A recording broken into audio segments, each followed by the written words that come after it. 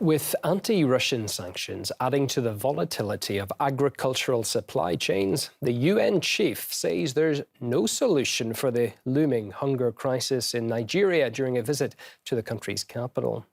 More than 19 million Nigerians will face severe food insecurity this summer, according to a report by the UN Food and Agriculture Organization. The findings state high inflation and food commodity prices have brought 7 million more people into food poverty compared to the previous year. The UN humanitarian response plan makes up around $1 billion. Well, let's welcome live onto the programme now Adamu Garba II, Nigeria's 2023 presidential candidate. You are very welcome to the programme, sir. How severe is the current food crisis in Nigeria? Yeah, it is very severe. You know, Nigeria, we are faced with internal insurgency of terrorism and banditry attack, especially from the northern part of the country. And these areas are the areas where we produce most of our food. And the crisis have sent most of the farmers away from their farmlands, thereby increasing the pressure of food crisis. So it's really very, very severe. And that the UN Secretary General finally came to Nigeria, and which I believe is not timely. Why? Because it's looking more deceitful. It seems to me that because of the pressure that the West or NATO is facing from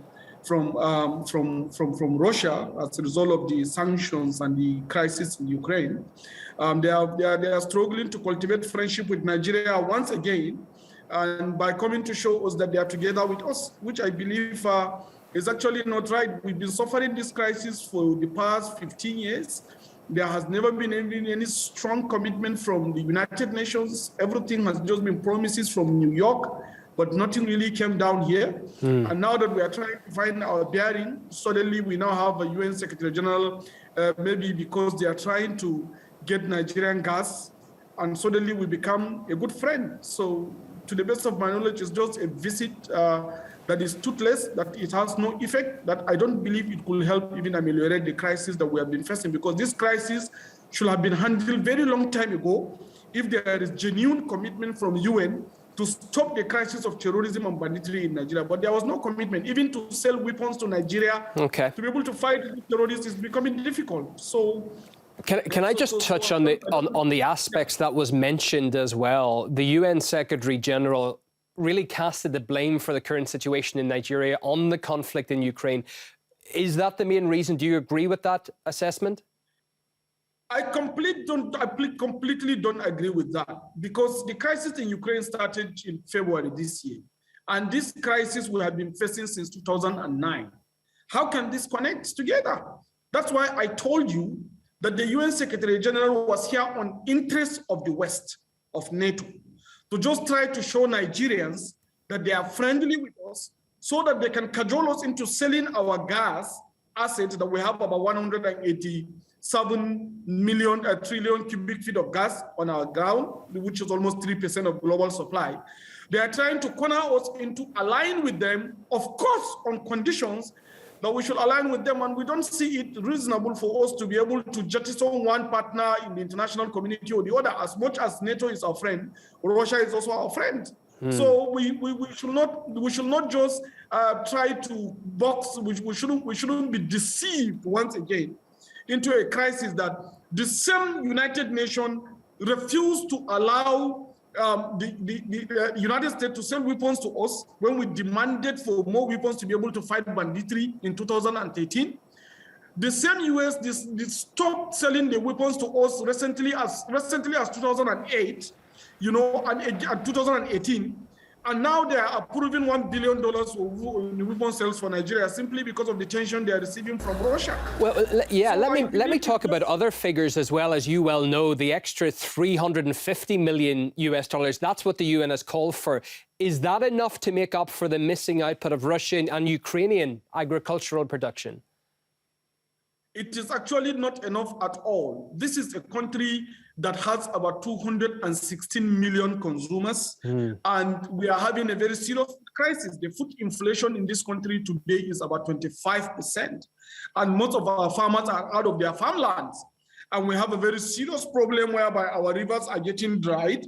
So it's very difficult for us to even go back and do dry season farming.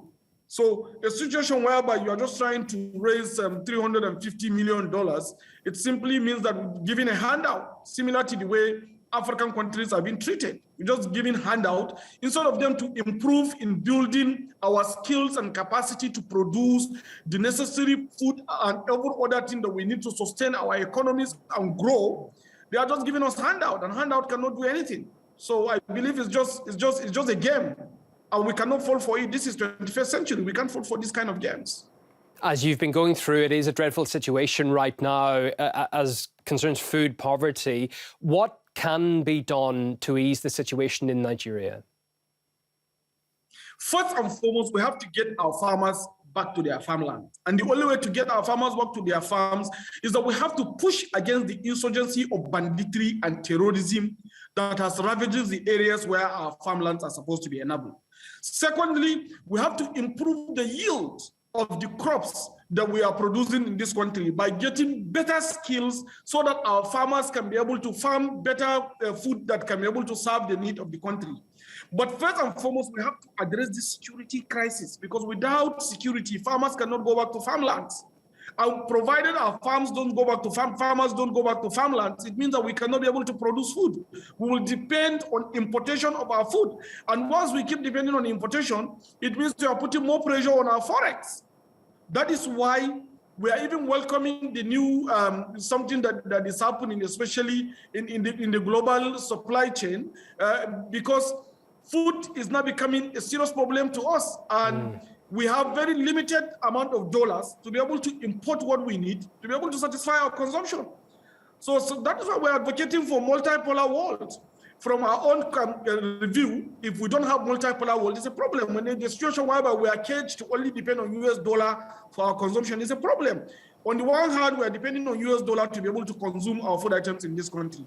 And also, when on the other hand, we are ravaged by security situation whereby our farmers cannot go back to farmland because of poverty, because of terrorism and banditry that is ravaging those areas. Okay. So the only way is to help us solve the security crisis, whereby we have better friends that will help us to navigate through this security crisis, and also build our farmers so that they can be able to have enough resources to farm what we can be able to consume in this country.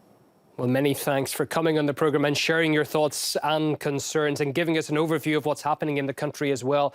Adamu Garba II, Nigeria's 2023 presidential candidate, thank you very much.